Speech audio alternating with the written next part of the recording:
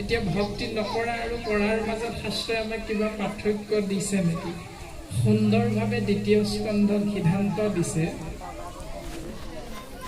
অন্য দেৱী দেৱ নকৰিবা সেও, গৃহো নপশিবা তাৰ, মূৰ্তিকো নাচাইবা, প্ৰসাদো নাখাইবা, ভক্তি কৰিব ব্যভিচাৰ। তাৰমানে ব্যভিচাৰ ভক্তি যদি তোমাৰ সবে কৰা, সেই জীৱ তোমাৰ সবে মোৰ কৃপা লাভ কৰিব নোৱাৰিবা। অৰ্থাৎ মাধৱৰ প্ৰসাদে মিলয়। মাধৱ মা মানে লক্ষ্মী, ধৱ মানে স্বামী। লক্ষ্মীপতি ঈশ্বৰ কৃষ্ণৰ অনন্ত কোটি নামৰ এক নাম হ'ল মাধৱ। তেওঁৰ কৃপা মানে প্ৰসাদ, মাধৱৰ প্ৰসাদে মিলয়।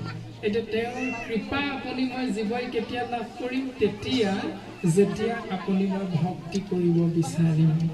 যদি ভক্তি নকৰি আমি অব্যভিচাৰ বা ব্যভিচাৰ ইয়াৰ মাজত যদি পাৰ্থক্য নাৰাখি চিন-চাপ আমি বুজিবলৈ চেষ্টা নকৰি কেৱল বোলে আন মাৰ কাঠ খাওঁ, এই চাৰি শব্দ ব্ৰহ্মৰ মাজতেই যদি নিজৰ জীৱন অতিবাহিত কৰি থাকোঁ, তেতিয়াহ'লে জীৱৰ কেতিয়াও কল্যাণ নহ'ব।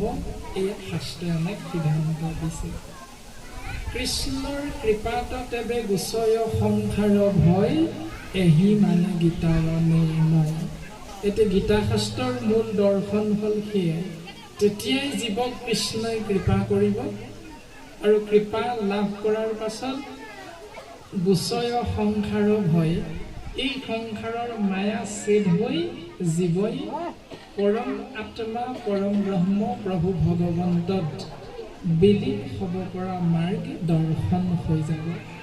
এয়াকে সৰ্বপ্ৰথমে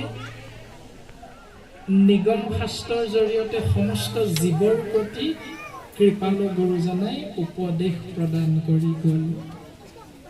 সমস্ত জনাই